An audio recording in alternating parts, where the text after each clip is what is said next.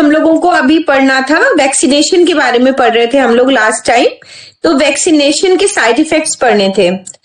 प्रत्येक टीका विभिन्न घटकों के साथ बनाया जाता है और प्रत्येक आपको अलग अलग तरीके से प्रभावित कर सकता है। जिन लोगों ने अतीत में कुछ टीकों से एलर्जी की प्रतिक्रिया का अनुभव किया है, उन्हें फिर से एलर्जी की प्रतिक्रिया का अनुभव हो सकता है। कोई भी टीका 100% प्रभावशाली नहीं होता, इसलिए टीका लेने वाले व्यक्ति भी बीमार हो सकते हैं। तो इसमें तो ये पहले ही लिखा हुआ है। कमजोर प्रतिरक्षा प्रणाली वाले कुछ लोगों को टीका नहीं लगाया जा सकता या केवल एक स्वस्थ देखभाल प्रदाता की करीबी की देखरेख में होना चाहिए। वैक्सीन इंजेक्शन से अधिकांश दुष्प्रभाव हल्के होते हैं। कुछ लोग बिना किसी दुष्प्रभाव का अनुभव करेंगे। ये सब आपने कोविड में देखा है ना, किसी को वैक्सीन का इफेक्ट आया, किसी को नहीं आया, और जनरली भी किसी को वैक्सीन का इफेक्ट होता है और किसी को नहीं होता है, बिल्कुल पता नहीं चलता कि वैक्सीन लगी है। ये सिंपल वही बात है कि प्रतिरक्षा तंत्र कितना प्रभावशाली है और कितना उस एंटीजन से लड़ने के लिए आपका बॉडी काम कर रहा है।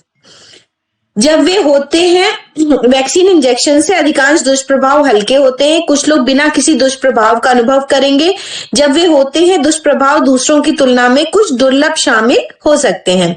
दर्द, लालिमा या इंजेक्शन लगाने की जगह पर सूजन, इंजेक्शन स्थल के पास जोड़ों का दर्द, मांसपेशियों में कमजोरी, निम्न से उच्च श्रेणी का बुखार,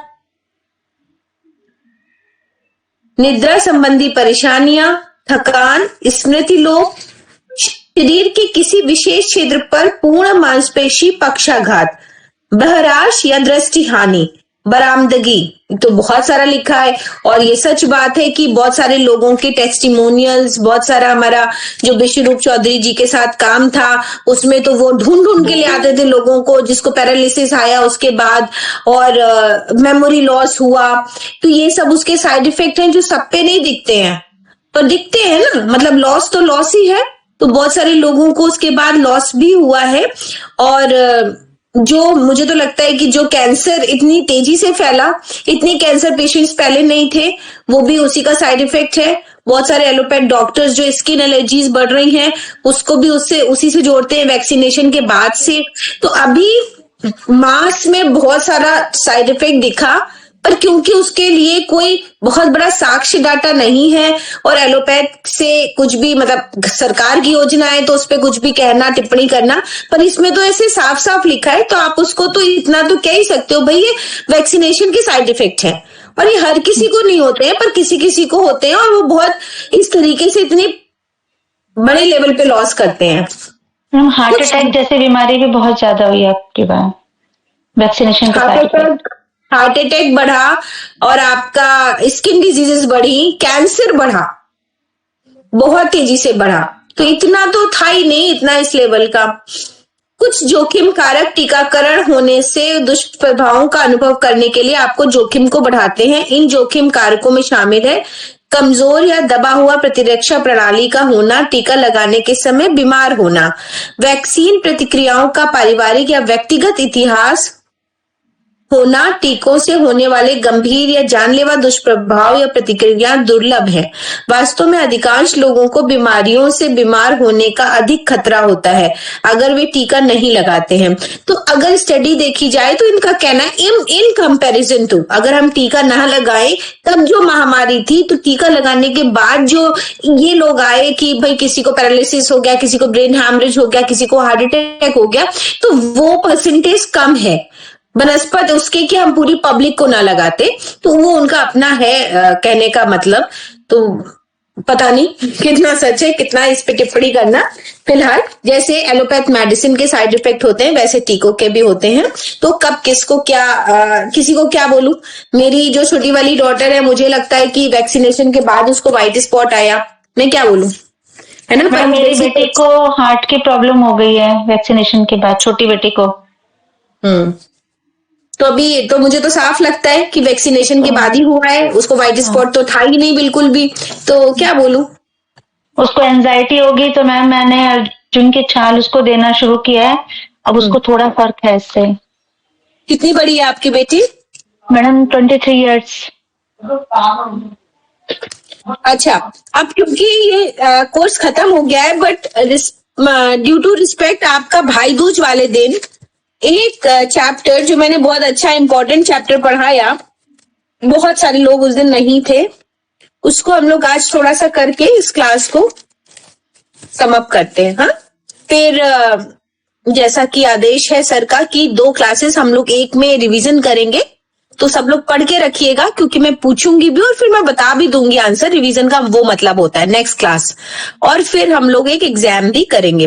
तो चाहे एग्जाम नेक्स्ट वाला कर लेंगे फिर रिवीजन कर लेंगे, पर वो तो कोई मतलब नहीं है, सब मुस्कुरा दिए। तो पहले रिवीजन है ना वाला, जो अब जो क्लास आएगी वो रिवीजन, और फिर उसके बाद एग्जाम, फिर अपना दूसरा वाला टॉपिक शुरू करेंगे। ठीक है, तो ये जो इसमें पेज नंबर 38 है, प्राकृतिक जीवन पद्धति, इसको मैं अभी तक पढ़ाती थी basic thumb rule of naturopathy के नाम से। मतलब जो थंब रूल है बेसिक नेचुरोपैथी के, जो सभी को पता होने चाहिए, उसके हिसाब से पढ़ाती थी। मिल गया सभी को 38 नंबर पेज, जो कि टॉपिक यहां से शुरू होता है 37 पे नीचे, प्राकृतिक जीवन पद्धति। तो इसको नहीं पढ़ूंगी मैं, क्योंकि मेरा टॉपिक है और मुझे पता है कि मुझे क्या बताना है। आप इसको बाद में पढ़ लीजिएगा। तो आप लोग कुछ मेरे शब्दों को नोट कर लीजिए जो इसमें नहीं है। ठीक है, तो अब इसमें सबसे पहले basic thumb rule of naturopathy क्या है कि बहुत बार ऐसा होता है कि हम पेशेंट की सिर्फ काउंसलिंग करके पेशेंट को ठीक कर ले जाते हैं। क्या धूप, हवा, मिट्टी, पानी, आकाश जैसे 5 तत्व हैं, ऐसे ही कुछ बेसिक क्रियाएं हैं जो हमें सही तौर पे आनी चाहिए और व्यक्ति को सही करनी चाहिए। अगर हम बेसिकली सीधे उसको टब में बिठाएं, ये मतलब तर्क संगत नहीं है। आपको पहले पेशेंट का जस्टिफिकेशन, पहले उसका केस हिस्ट्री लेना चाहिए, फिर उसको समझना चाहिए कि वो बेसिक जो काम है जैसे सांस लेना, भूख लगना, ये सब किस लेवल पे है उसका। तो उसमें से जब हम निकालेंगे तो हम उन्हीं चीजों को ठीक करेंगे और व्यक्ति ठीक हो जाएगा। तो इसमें सबसे पहला है श्वसन के नियम। तो श्वसन का नियम क्या है? ब्रीदिंग। तो breathing should be deep and काम। तो सबसे पहले उसको ये पता होना चाहिए कि सही श्वास लेने की प्रक्रिया क्या है। क्या प्रक्रिया है सही श्वास लेने की? तो सभी लोग सीधा बैठ जाएं, कमर मतलब स्पाइनल कॉर्ड सीधी, पैर चप्पलें उतार के जमीन पर लगे हुई। श्वास जब हम लेते हैं तो पेट बाहर आना चाहिए, यही नहीं पता लोगों को। तो पहले व्यक्ति को जब आप ठीक करने जा रहे हैं तो वो श्वास की सही प्रक्रिया उसको सिखाइए। श्वास एक हाथ नाभि पर रखें, जो लोग मेरे साथ कर रहे हैं वो करके देखें। सीधा बैठ जाएं, रीढ़ की हड्डी सीधी, पैरों से चप्पलें हटी हुई हों और पंजे आपके जमीन पर लगे हों। दाहिना हाथ नाभि पर रखें, धीरे धीरे श्वास को लें, एकदम आहिस्ता, अवेयरनेस के साथ, जागरूकता के साथ। श्वास पहले नॉस्ट्रिल में लें, पीछे नॉस्ट्रिल के पीछे चेस्ट में लें और अब श्वास को पेट में भरने दें। पेट में श्वास नहीं जा रही है, पर पेट फुलाने से डायफ्राम नीचे जा रहा है और फेफड़ों में ऑक्सीजन और ज्यादा भर रही है। तो जब हम धीरे धीरे पूरी श्वास भरेंगे तो पेट और बाहर आ जाएगा। अब छोड़ने की क्रम क्या होता है? पहले पेट को पिचकाएंगे और फिर श्वास को छोड़ेंगे, तब आपकी पूरी श्वास बाहर जाएगी। एक बार पुनः करेंगे। श्वास लेंगे जब, तो सारा ध्यान नॉस्ट्रिल पे लगाइए, कंधों पर लगाइए, छाती पर लगाइए और फिर पेट पर लगाइए। ये सीक्वेंस रहे। पेट पूरा बाहर फूलेगा क्योंकि छाती, डायफ्राम नीचे आ रहा है और छाती बाहर की तरफ फैल रही है। अब पेट को पहले पिचकाएं और पूरी श्वास को, लंग्स को आप खाली करें, शोल्डर्स डाउन करें और नाक को पूरा एक्सेल कर दें नाक से। इस तरह की 10 श्वासें भी आपने सुबह, दोपहर, शाम बता दी उसको खाना खाने के पहले, तो वो आधा स्वस्थ हो जाएगा। उसको किसी प्राणायाम की आवश्यकता नहीं है। इसको डीप एब्डोमिनल ब्रीदिंग इसलिए कहते हैं क्योंकि ये पेट का श्वसन नहीं है, ये गहरा फेफड़ों का श्वसन है, लेकिन पेट दिखता है ब्रीथ करता हुआ, जैसे छोटे बच्चे का होता है। तो श्वसन का ये बेसिक नियम है कि आप लंबी गहरी धीरी श्वास लें और वो आपके पेट में समझ में आनी चाहिए, जैसे छोटा बच्चा करता है, लेता है तो उसका पेट आप देखो, ऑब्जर्व करो तो अपने आप ही दिखना चाहिए, चाहे उसको लेट के लिया जाए, चाहे इसको बैठ के लिया जाए। इसको महाप्राणायाम भी कहते हैं। और सबसे ज्यादा अगर मैं कोई चीज करती हूँ तो मैं यही करती हूँ। आज भी मेरे प्रेजेंटेशन ब्रीदिंग टेक्निक ना मैम, ब्रीदिंग टेक्निक, श्वसन के नियम, ब्रीदिंग टेक्निक, ठीक है। अनुलोम विलोम बहुत अच्छा है, पर उसके भी पहले डीप एब्डोमिनल ब्रीदिंग अच्छी है। आज भी मेरे लेक्चर से पहले कभी थोड़ी सी भी एंजाइटी होती है, थकान होती है, हम सिर्फ ये करते हैं 5 से 6 बार और बहुत आनंद आ जाता है, एकदम फ्रेश हो जाते हैं। और ये एक ऐसा है कि जिसमें ना आपको हाथ ऐसे वैसे करना है, ना आपको ही पता है आप क्या कर रहे हो आंखें बंद करके, ठीक है। किसी को दिख भी नहीं रहा, बस स्पाइन शुड बी एरेक्ट, क्योंकि आपको उसका पूरा फायदा चाहिए। तो आइदर आप लेटे रहे, आइदर आप बैठे रहे। तो आप इसको बताओ भी और अपने भी उसमें शामिल करो। लाइक जैसे योग निद्रा है, उतना ही इफेक्टिव ये है आपके मेंटल रिलैक्सेशन, डाइजेशन के लिए सबसे पहले, दूसरा माइंड रिलैक्स होता है, तीसरा आपका ऑरा प्यूरिफाई होता है, ठीक है। ब्रीदिंग तो अच्छी होती है, लंग्स के लिए अच्छा है, ठीक। अब आप अपने शब्दों में इनको पॉइंट्स को नोट कर लो, इसमें कुछ खास नहीं लिखा है, मैं पढ़ चुकी हूँ इसको, उस दिन पढ़ा था मैंने। फिर है भोजन संबंधी नियम, ठीक। भोजन संबंधी नियम क्या है कि जब आप खाना खाएं तो वो खाने की बाइट को आप चबाएं और तभी लें। तो ये सबको मालूम है कि भोजन हमें पीना चाहिए बजाय खाने के। अब सवाल ये है कि भोजन भी वैसा ही खाना चाहिए ना जो आप चबा सके। अगर आप बढ़िया मलाई कोफ्ते खाओगे तो क्या ही चबाओगे, या आप पिज्जा खाओगे खूब सारा क्रीम पड़ा हुआ तो उसको कितना ही चबाओगे। तो चबाने का खाना ऐसा होना चाहिए जो खाना जैसे सूखी सब्जी और रोटी, मोटी रोटी, तो आप उसको चबाएंगे और वो सलाइवा निकलेगा। सलाइवा जब उससे मिंगल होगा, मिलेगा 3-4 बार, 10 बार, 15 बार में, तब आप खाएंगे तो वो डाइजेस्ट होगा। तो खाने में पहली बात तो खाने का तरीका बदलना पड़ेगा। पहले आप दाल खा रहे हैं तो पहले आप दाल ही खा जाओ, फिर सूखी रोटी और सूखी सब्जी खाओ, या सूखी रोटी खाओ, नहीं समझ में आ रहा है तो जहां आपने बढ़िया पतले फुलके दाल के साथ खाए तो सवाल ही नहीं उठता कोई मुंह में 32 बार चबा ले। तो पहले तो मोटी सूखी रोटी खाने की आदत बनाइए और फिर देखिए कितना बढ़िया डाइजेशन रहता है, ठीक है। तो दाल को अलग खाइए, चावल को अलग खाइए, रोटी को अलग खाइए, या सूखी रोटी चावल और सूखी सब्जी चावल खाने की आदत बनाइए, सलाद खाइए खूब सारा, तो हुआ प्रॉपर डाइजेशन। अदरवाइज ये सिर्फ कहने की बात है कि मुंह में 32 बार हर खाना चबाया जाए। अगर घुला हुआ दाल चावल 32 बार कोई कैसे चबाएगा? नहीं चबाएगा तो सलाइवा नहीं निकलेगा। सलाइवा अगर नहीं मिलेगा तो डाइजेशन नहीं होगा, क्योंकि कार्ब्स का डाइजेशन टाइलिन एंजाइम से 50% कम से कम टंग से शुरू होता है, जुबान से शुरू होता है, और हम उसको सीधे इनगल्फ कर लेते हैं प्रोटीन के साथ, तो वो पेट में हमारे पड़ा रहता है। मेरे डाइट प्लान में सबसे पहले पेशेंट को हम दाल बंद करा देते हैं। तो मुद्दा ये होता है कि हम सब्जी रोटी खाएंगे या सब्जी चावल खाएंगे, और जो सब्जी बनाएंगे वो बिना पानी वाली होनी चाहिए, रस्से वाली सब्जी नहीं खाएंगे। तो पानी ऐसे ही छौंक देंगे, सारे मसाले डालिए, जैसे बना रहे हैं वैसे बनाइए, पर उसको पतला नहीं करेंगे।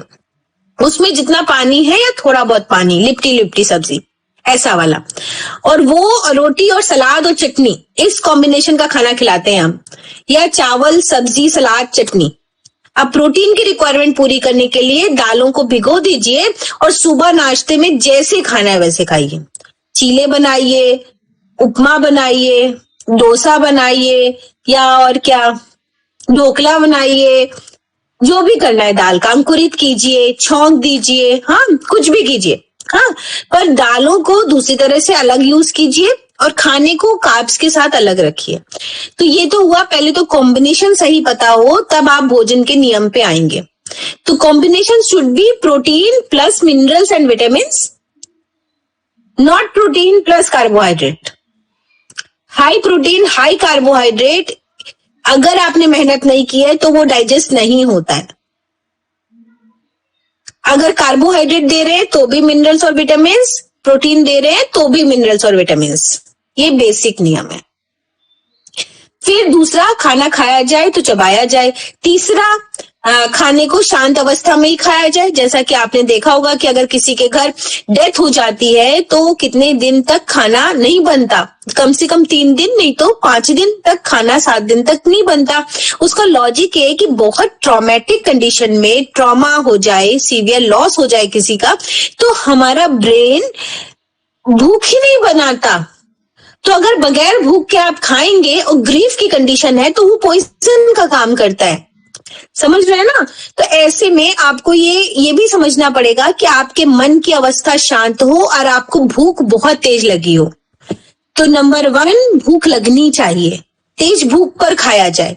नंबर 2, कॉम्बिनेशन सही रखा जाए। नंबर 3, चबा के खाया जाए, मतलब भोजन को पिया जाए। तो चित्त की अवस्था शांत होनी चाहिए, उससे भी ऊपर है भूख लगी होनी चाहिए, कड़क भूख लगी होनी चाहिए। तो भोजन को कम किया जाए। हम सब ज्यादा भोजन खा रहे हैं, मैंने तो खैर बहुत कम कर रखा है, तो मैं ऐसे तो ज्ञान देती नहीं। ठीक, मूंगफली खा लेती हूँ, कुछ भी मीठा जो खुद बनाती हूँ वो खा लेती हूँ। एक ही टाइम बढ़िया भोजन करते हैं पेट भर के, दोपहर का या रात का।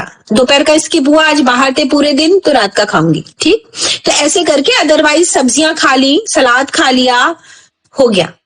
अगर आप खाना ही खाते रहोगे तो क्या खाओगे? समझ रहे हैं? उसके चक्कर में हम लोग रोटी चावल ज्यादा खाते हैं। अगर हम वो छोड़ दें कि हमें नहीं खाना है तो हम अदर चीजें ढूंढेंगे ना, नेचुरल। तो अनकुक्ड फूड खाना है पर अनकुक्ड ढूंढना है। कुक्ड फूड 1 मील, प्रॉपर 1 मील। अनकुक्ड ढूंढिए, बढ़िया से खाइए, पर अनकुक्ड खाइए या सेमी कुक्ड खाइए, उसमें से निकाल लीजिए क्या खाना है। ठीक, तो इस वजह से मुझे भूख लगती है तो मैं बहुत सारी मूंगफली रोज खा रही हूँ। अगर मैं खाना ही खा लूं तो फिर टाइम ही नहीं है। ला की चीजें रखते हैं, फ्रूट्स और ये सब हम लोग, और फिर टाइम नहीं होता। पर अगर हम खाना स्किप करें तो हम अमरूद भी खा जाएंगे, हम मूंगफली भी खा जाएंगे, हम कुछ मीठा भी खा लेंगे, और बढ़िया, वो भी तो न्यूट्रिशन है ना, बॉडी में जा रहा है। अब खाना खा के वो सब खाएंगे तो बहुत ज्यादा है फिलहाल, फिर वजन नहीं कम कर, मैनेज भी नहीं कर पाएंगे। फिर है जल पीने के नियम, है ना? अभी था खाना खाने के नियम, प्रार्थना के साथ खाना चाहिए, बैठकर खाना चाहिए, पालथी लगा के, आप सभी जानते हैं, उससे डाइजेशन अच्छा होता है। और हाथों का इस्तेमाल करना चाहिए क्योंकि वो माइंडफुल ईटिंग होती है। और खाते समय, जैसे हम जो कैंप लगाते हैं, वेलनेस कैंप, उसमें हम चम्मच नहीं देते। एक ये भी लॉजिक है ना देने का कि आप जब हाथ लगा दोगे तो आप मोबाइल का इस्तेमाल नहीं करोगे, क्योंकि हाथ धो करके आप बैठेंगे, और धो करके बैठेंगे तो हाथ से कुछ और नहीं छुएंगे। अब फॉर्क और स्पून होने के कारण हमारी साथ में स्क्रॉलिंग भी चल रही है, तो फोन भी उठ गया है, ये भी हो गया है, तो वो माइंडफुल ईटिंग भी तो नहीं है। हमारा ध्यान जगह जगह है। तो जब हमारा ध्यान 2 जगह से हमारा ध्यान हट रहा है, जिसकी वजह से पूरा सिस्टम गड़बड़ाया है। क्या? वॉशरूम में लोगों को मोबाइल ले जाना, वहां पर भी जो सारा ध्यान हमारा नर्वस सिस्टम का मोशन पे होना चाहिए वो वहां से हट रहा है, और खाने के समय मोबाइल का इस्तेमाल करना। तो जो जठराग्नि जो खा रहे थे, जिसपे ध्यान था, टेंशन था, उससे हट रहा है। तो कोशिश करें कि गैजेट्स सोने के समय तो हटने ही हटने हैं, पर दो टाइम बिल्कुल हट जाए, कि हम जब वॉशरूम जा रहे हैं या हम जब खाना खा रहे हैं, तो उस समय पर हमारे पास गैजेट्स बंद होना चाहिए। बंद मीन्स बंद। हाँ, हमारी कॉल भी आ रही है तो भी हम खा लेंगे, तभी उठाएंगे। जब इस लेवल पे कोशिश करेंगे तब थोड़ी कोशिश होगी। जल पीने के नियम, जल पीने का क्या नियम है कि पानी, अगर किसी भी तरह का पानी है, हम सब भाग रहे हैं, उस दिन मैंने हाइड्रोथेरेपी पे लिखवाया भी, बट स्टिल हमको लगता है ये पानी कैसा होगा, पता नहीं कहाँ से मिला है। किसी भी पानी को आप मुंह में थोड़ी देर रखें और तब पिए। वो आपके टेम्परेचर को भी मैनेज करेगा, वो आपके अल्कलाइनिटी को भी मैनेज करेगा, पीएच को भी मैनेज करेगा। तो हमारा सलाइवा सब कुछ है उसमें, लार। तभी कहते हैं कि डॉगीज या कुत्ते या जानवर अपनी लार से ही सारा जख्म ठीक कर लेते हैं। ठीक है, तो लार, हमारा जो सलाइवा है, उसमें बहुत सारे एंजाइम्स हैं, टाइलिन तो है ही है कार्ब्स को पचाने के लिए, किसी भी पानी को शुद्ध करने की भी उसमें ताकत है। तो मुंह में रखिए कुछ देर और तब उसको पीजिए। तो पानी को पीना नहीं, खाना चाहिए, ऐसा। सो पानी के लिए ये था। और बैठ के पिए, इसका अपना एक फंडामेंटल लॉजिक है। वो अलग बात है कि लोग कहते हैं कि घुटने में दर्द आ जाता है, ऐसा भी है ना, खड़े होकर के पानी पिएंगे तो घुटने दर्द करने लगेंगे, ये फ्रेज था। बट क्यों? क्योंकि खड़े होके गट गट गट गट पानी पी लिया तो उसका डाइजेशन ही नहीं हो पाता, और डाइजेशन नहीं होगा तो वात रोग बढ़ेगा, वात रोग बढ़ेगा तो घुटने में दर्द आएगा। ठीक, तो हमसे अगर कोई पूछता था पहले भी, तो मैं कहती थी कि भाई बैठकर पानी पीना सभ्यता की दृष्टि से अच्छा है, ठीक है, तो सभ्यता की दृष्टि से भी अच्छा है और उसका डाइजेशन भी होता है। तो मुंह में पानी मिंगल होना चाहिए, एक एक सिप करके पानी कुछ देर रुक करके बैठ के पीना चाहिए। फिर उसके बाद है वस्त्र धारण करने के नियम। नई रिसर्चेस में आया कि जो मेल्स इम्पोर्टेंसी सामने आई बहुत ज्यादा, वो टाइट जीन्स और टाइट क्लोथिंग और लैपटॉप की रेजेस की वजह से आई। ये रिसर्च प्रूवन है कि मेल इम्पोर्टेंसी जो बढ़ी वो टाइट जीन्स पहनने की वजह से, टाइट हमेशा क्लोथिंग की वजह से, और थाइस पे रख के आपके लैपटॉप यूज करने की वजह से हुई। तो कहने का मतलब है कि हमारे जेनिटल ऑर्गन्स को भी हवा और पानी का स्पर्श चाहिए। जहां पर हमने मेहन स्नान, जेनिटल बाथ की बारे में नेचुरोपैथी में बहुत बार कहा गया है, और बहुत बार देखा होगा आपने कि जलाशय में या पोखरों में या तालाब में चौपाए जानवर जितने भी फीमेल ये हैं, मेंस्ट्रुअल हुआ या कुछ, तो वो ऐसे ही आधे पड़े रहते हैं। क्यों? क्योंकि उनको अपना पेड़ू एरिया ठंडा चाहिए, ठीक है। और हम लोग क्या कर रहे हैं? उल्टा कर रहे हैं। तो सबसे पहले तो कॉस्ट्यूम अंदर के हल्के होने चाहिए, कंफर्टेबल होने चाहिए, कुछ इस तरह के हों कि सुबह और शाम, एटलीस्ट सुबह सूर्य की रोशनी और इस तरह की धूप हमें मिले। तीसरा, सोने के समय हमारे इंटरनल गारमेंट्स नहीं होने चाहिए। तो अगर सोते समय बहुत बार फीमेल्स जो ल्यूकोरिया की वजह से आई, तो वो जस्ट लाइक वैसा ही था जैसा हम मास्क लगा रहे थे, ठीक। थोड़ी बहुत देर के लिए मास्क लगाना, कहीं से स्मेल आ रही है, कहीं पे क्राउड है, बनता है। पूरे दिन मास्क लगाना, आप जो स्नीज कर रहे हो, जो इन्फेक्शन उसमें आ रहा है, वो वापस आप सक कर रहे हो। ठीक वैसा ही पैंटी पहनने का रिवाज है कि आप अगर दिन भर पैंटी पहन रहे हो और ऑर्गन्स को खुला नहीं छोड़ रहे हो, तो अंडर गारमेंट्स आपके वो इन्फेक्शन कैरी कर रहे हैं, तो आप ठीक कैसे होगे? और जो हीट जेनिटल ऑर्गन्स प्रोड्यूस कर रहे हैं, उनको आप ठंडा भी नहीं कर रहे, क्योंकि आप तो शावर से नहा रहे हो 2 मिनट में। तो हिप बाथ का पर्पस यही था, हिप बाथ को घर में बनाने का पर्पस यही था नेचुरोपैथी में। अदरवाइज तो लोग तालाब में नहाते ही थे ना, तालाब के किनारे बैठते थे। जितने भी 4 लेग एनिमल्स हैं वो ऐसे बैठते हैं ना, चारों फैला करके, जिससे उनके लोअर बैली को, एब्डोमेन को, जेनिटल ऑर्गन्स को ठंडक मिले। हमारा तंत्रिका तंत्र कहाँ से ठंडा होगा? ठीक है, तो ऐसे में मेहन स्नान, हिप बाथ, पेड़ू स्नान, ये सब बनाए गए हैं। तो इतना नहीं तो कम से कम एक स्वस्थ इंसान को स्वस्थ करने के लिए अपने ऑर्गन्स को फ्री करना पड़ेगा, एटलीस्ट इन द नाइट, ठीक है। बाकी तो बहुत सारी थेरेपीज हैं, बट हेल्दी रहने के लिए अभी ये नियम पढ़ रहे हैं। और बहुत बार पेशेंट जब आपके सामने है, तो अगर वो किसी भी तरह की डिस्चार्ज की कंप्लेंट करता है, तो आप तुरंत उसको बोलो कि नाइटी, पेटीकोट या मैक्सी पहने। और इसीलिए साड़ी या धोती का कल्चर आया था ही हिंदुस्तान में, साड़ी या धोती का कल्चर था, जीन्स का कल्चर नहीं था। अब क्योंकि जीन्स और इस तरह के कपड़े पहनने के लिए आपको अंडरगारमेंट्स भी पहनने पड़ते हैं, और बहुत टाइट अंडरगारमेंट्स पहनने पड़ते हैं, जिससे आपके इंटरनल ऑर्गन्स को प्रॉब्लम हो रही है। तो उनको एटलीस्ट आप 12 घंटे रात में घर में फ्री करिए। तो उस तरीके की कॉस्ट्यूम्स का चयन कीजिए जिससे वो हेल्दी रहें। फिर है कार्य के नियम, ठीक। कार्य के नियम क्या होने चाहिए? वैसे तो देखिए प्रैक्टिकल एप्लीकेशन ये बात नहीं है, लेकिन फिर भी कार्य करने का नियम होना चाहिए कि आपको जो जिसमें मजा आए, जो बाय हार्ट आप करें, वो आपका प्रोफेशन होना चाहिए। जैसे किसी को सिंगिंग में मजा आता है, तो वो सिंगिंग उसका प्रोफेशन होना चाहिए। किसी को डांसिंग में मजा आता है, जिसमें उसका सोल नाचता हो, आत्मा नाचती हो। हाँ, मेरा पैशन है, मेरा जुनून है प्राकृतिक चिकित्सा, तो मुझे उसमें मजा आता है, तो उसमें बहुत पैसा मिल रहा है तो भी ठीक है, कम पैसा मिल रहा है तो भी ठीक है। क्योंकि मेरा उसमें मन लग रहा है, तो मेरी सोल भी नरिश हो रही है, मेरी बॉडी भी उससे हील हो रही है। पर अगर कोई कुड़कुड़ा करके उसको पढ़ रहा है या पढ़ा रहा है, तो एक तो उसका ग्रोथ नहीं है, दूसरा वो बीमार हो जाएगा और फ्रस्ट्रेशन से उसका परिवार बीमार हो जाएगा। तो पैसा तो एक बार आपके यहाँ आने लगता है, बट आप फिर सिक होना शुरू कर देते हो। तो ये तो नहीं कह सकती मैं कि हर किसी को अपनी चॉइस का काम मिल जाता है, बट अगर घर में 2 लोग हैं और आप किसी की काउंसलिंग करने बैठे हैं, जो आज के सिनेरियो में बहुत कॉमन है कि हस्बैंड वाइफ दोनों काम कर रहे हैं और दोनों की पसंद का काम नहीं है वो, और दोनों ही काम कर रहे हैं, तो ऐसे में किसी एक को अपने मन का, चॉइस का, जो उसका शौक हो उस काम पे जाना चाहिए।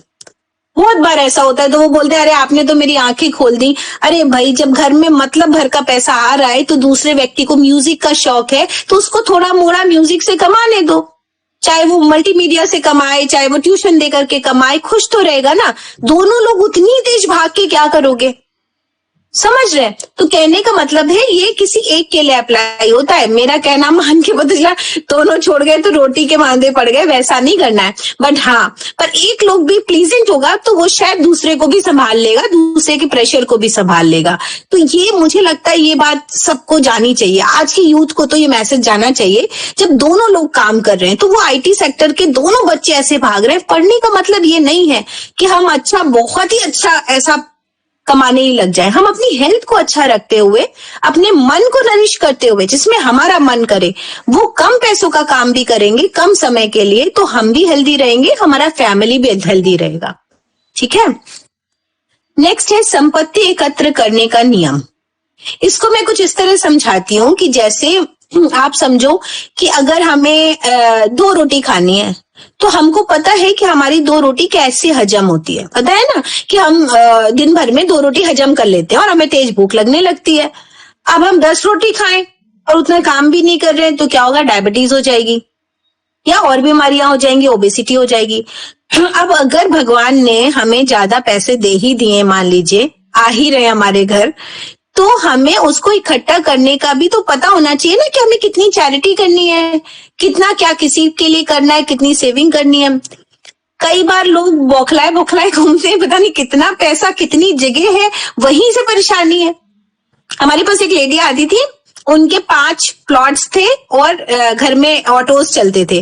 दिन भर वो कमा कुछ नहीं पाती थी, पर दिन भर इस बात की चिंता कि पता नहीं उस प्रॉपर्टी का क्या होगा, वो नहीं देखने गए शिखा जी, उधर वाले नहीं देखने गए, क्या करेंगे हम, है ना।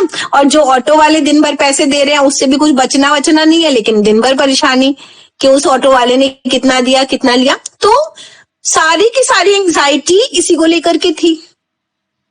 तो आपको पता होना चाहिए संपत्ति एकत्र करने के नियम में कि कुछ तो आप चैरिटी करनी शुरू करो जिससे आपका प्रेशर खत्म हो, लोगों का भला करना शुरू करो।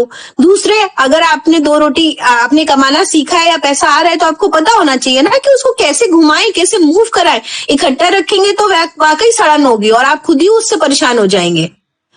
तो मूवमेंट बहुत जरूरी है। किसी बिजनेस में लगा दीजिए, किसी और को बिजनेस करा दीजिए, इतने अनएम्प्लॉयमेंट लोग हैं उनका भला कर दीजिए।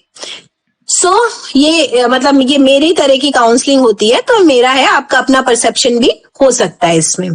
फिर है सोने के नियम। सोने के नियम क्या कहते हैं कि जैसे हम लोग जब सोने जाते हैं, ये स्पिरिचुअल वर्ड्स हैं कि आपको भी पता है कि हम जब सोने जाते हैं तो हमारे पास पहली बात तो गैजेट्स नहीं होने चाहिए।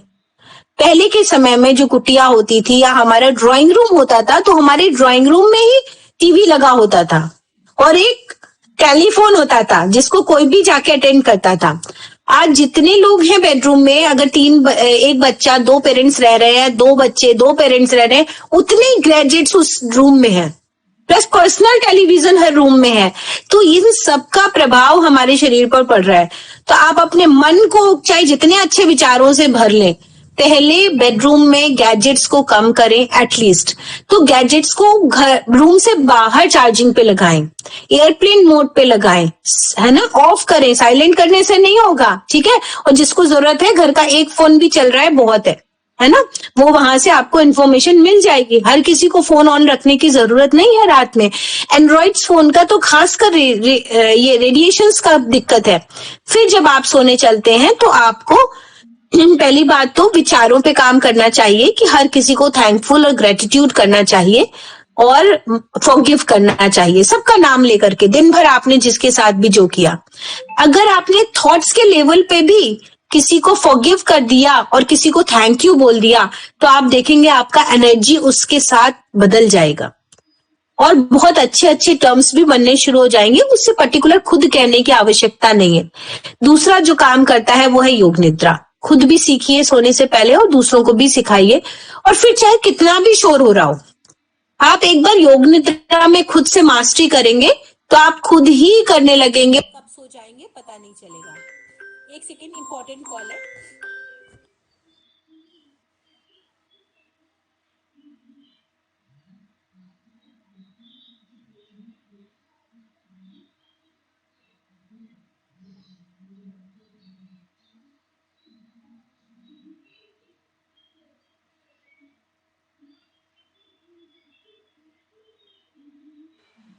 अनीता जी, ये कौन सा पेज नंबर मैम आज करवा रही है? थोड़ा लेट ज्वाइन की, तभी पेज नंबर ही पता नहीं चल रहा। मैं नोट ये कर रही हूँ। 39 पे है मैम। 39। अच्छा, हाँ जी, थैंक यू। ये जो पहले करवाया था ना एक बार मैम ने, जो हमारा मिस हो गया था। हाँ, रिवीजन हो रहा है। हाँ जी।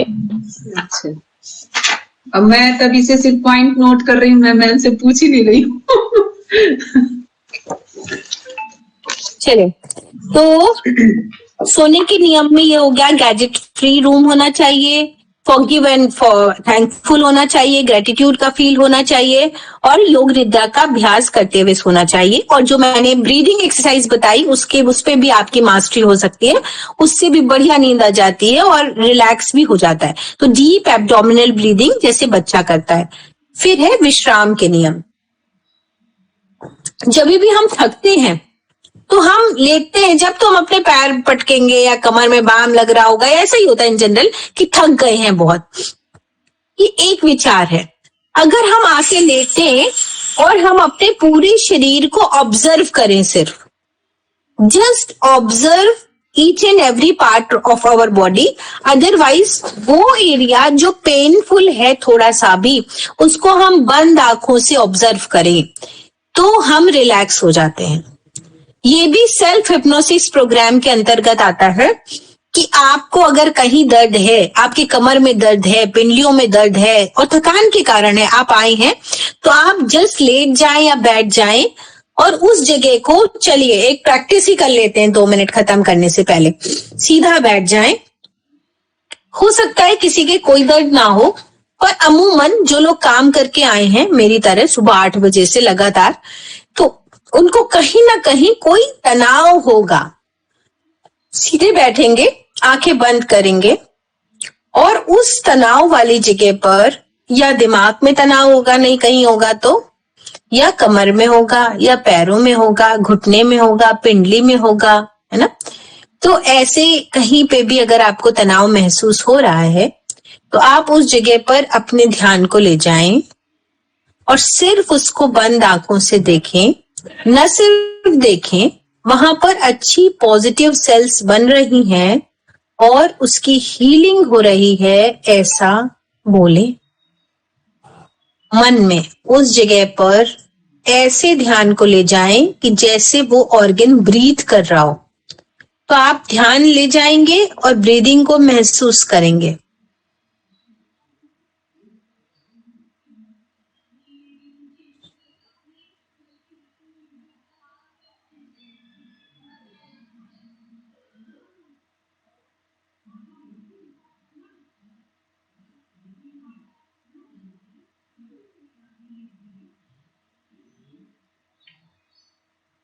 जस्ट उस ऑर्गन को देखें और वहां पर ब्रीदिंग को भी महसूस करें, जैसे वो सेल्स, वहां की मसल्स और लिगामेंट्स, टेंडन्स ब्रीथ कर रहे हो।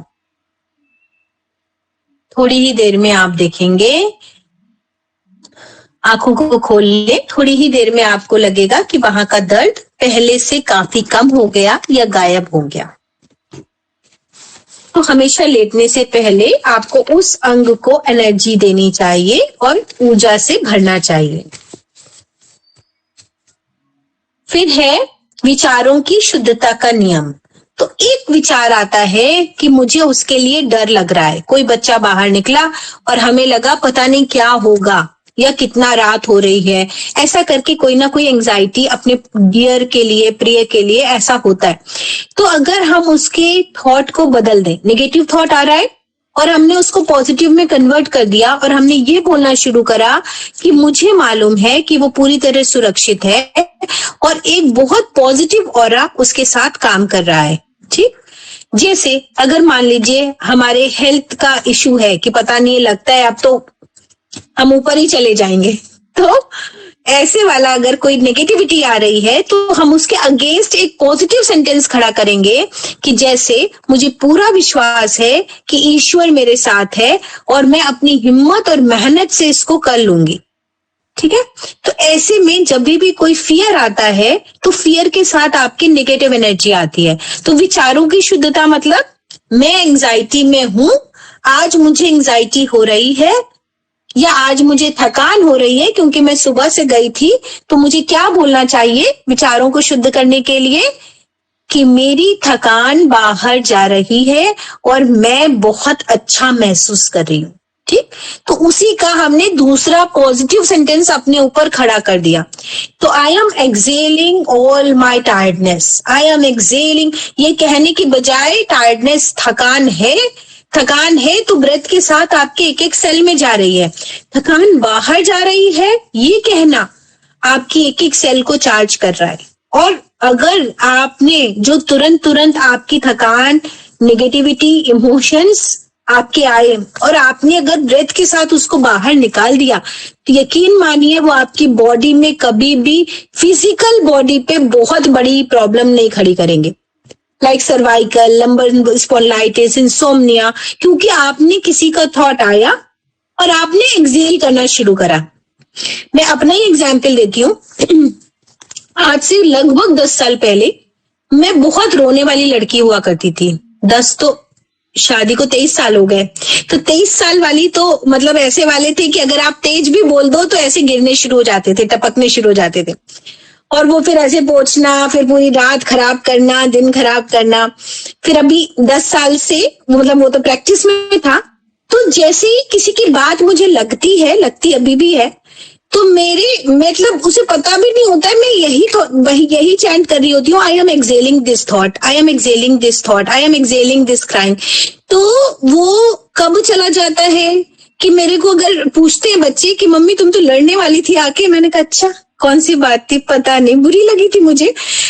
तो मुझे खुद ही नहीं याद रहता है, बिल्कुल याद नहीं रहता, याद भी करने की कोशिश करते हैं पर उससे क्या होता है मैं बहुत रिलैक्स रहती हूँ, मुझे खुद ही नहीं पता। तो ये मेरे प्रैक्टिस का काम है, जो भी मैं आपको बता रही हूँ वो मेरी अपनी पर्सनालिटी में ही लाया हुआ है, तभी मैं बताती हूँ। किसी का फोन लगे ना लगे, कितनी भी लड़ाई हो जाए, मेरी कोशिश रहती है मेरा फोन मेरे कमरे के बाहर ही चार्ज होता है। और जबकि मैं प्रोफेशनली इतना हूं और कोशिश करती हूँ कि सोशल मीडिया में मैं रात में कोई पोस्ट ना डालूं जिससे मेरा दिमाग ना लगा रहे कि उस पोस्ट पे कितने लाइक होंगे या वो कितने लोगों ने देखा, होता है अमूमन जनरली, तो वो मैं नहीं डालती। कोशिश रहती है कि मैं सुबह ही अपने काम को, जो आज का इवेंट था उसको सुबह ही प्रमोट करूं। लास्ट वन इज सामाजिक तथा नैतिक व्यवहार संबंधी नियम।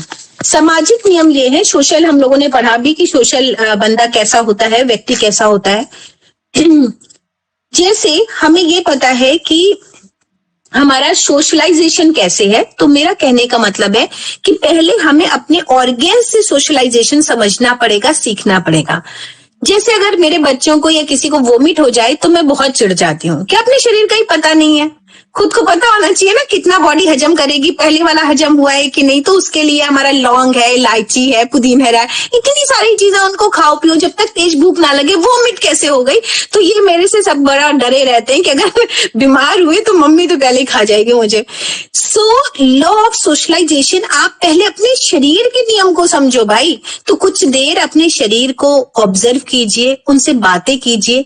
ऐसा भी है, बट मैं इस स्थिति तक नहीं पहुंच पाई, बट ऐसा भी है कि आप एक एक दिन एक एक ऑर्गन को चूज कर लो। तो आज हम कुछ देर हार्ट से बातें करेंगे, आज लंग्स से बातें करेंगे, आज इसका दिन है। जैसे दुर्गा माँ का दिन है, काली जी का दिन है, गणेश जी का दिन है, ऐसे ही आपके पूरे ऑर्गन्स का एक एक डे आप डिसाइड कर सकते हो, उस पे ध्यान लगा सकते हो। तो जो मैं जैसे 15 मिनट अपना मेडिटेशन करती हूँ, आज इतना क्रूशियल टाइम था, पूरे दिन यूनिवर्सिटी में कल भी थे, आज भी थे, बट हम जाने से पहले चाहे और काम ना हो, मैं लेट हो जाऊं, लेकिन मैं 15 मिनट का टाइमर लगा के जरूर ध्यान में बैठती हूँ और उससे बहुत अच्छे विचार आते हैं। चाहे प्राणायाम छूट जाए, चाहे एक्सरसाइज छूट जाए, पर मैं उसको पहले करती हूँ, फिर ही जाऊंगी घर से। तो उसमें इतने अच्छे विचार आते हैं, कोई भी नया थॉट भी आता है, मतलब बहुत अच्छा। जैसे लगता है कि नहाया वहाया तो सब बेकार है, इससे धुल गए, थोड़ा सा शांति से बस बैठे रहते हैं, अपने आप ही विचार आते हैं, अपने आप ही आप सबकॉन्शियस लेवल पे धीरे धीरे जाते हैं। इसको साक्षी दर्शन भी कहते हैं। और आप अपनी ब्रीदिंग पे भी ध्यान धीरे धीरे लगा के अपने विचारों से हट सकते हैं। करना आपको कुछ नहीं है, कोशिश करेंगे तो परेशान हो जाएंगे। हाँ, कभी कभी जब बहुत सारे विचार हैं, उलझन है, तो आप कोई पॉजिटिव सजेशन के साथ कुछ देर बैठ सकते हैं। और ये प्रैक्टिस भी अच्छी है कि आपका जो ऑर्गन वीक हो रहा हो उस पे आप ध्यान लगाएं, तो आपको और भी अच्छे कुछ रिजल्ट्स मिलते हैं कि हमें उसके लिए क्या करना चाहिए। तो लॉ ऑफ सोशलाइजेशन हम बाद में समझेंगे, पहले अपने बॉडी से सोशल होना सीखें।